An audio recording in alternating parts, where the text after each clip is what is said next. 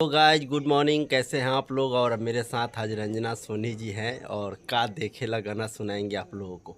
और दोनों आदमी सुनाएंगे। ये मनी मिराज चांद जी और कल्पना जी का सॉन्ग है जो काफ़ी अभी मशहूर सॉन्ग चल रहा है। तो मेरे साथ रंजना जी है और सुनाएंगे। हाँ रंजना जी सुनाइए।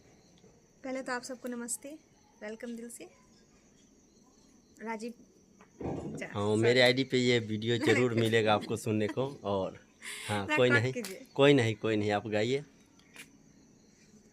का देखेला ऐसे हंस के, जान ले बाका कोरा में कस के।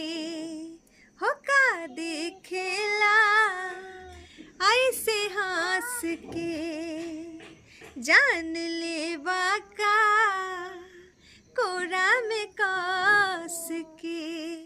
तो लइकावा कहता कि प्यार में पागल बानी पगले रहे द, कि प्यार में पागल बानी पगले रहे द। ए धनी हो अचरे से बनल दिल बा बनले रहे द। ए धनी हो अचरे से बनल दिल बा बनले रहे दा। तो अच्छा लगे तो लाइक कमेंट और शेयर और करना शेयर ना करना भूलें। ना भूलिएगा।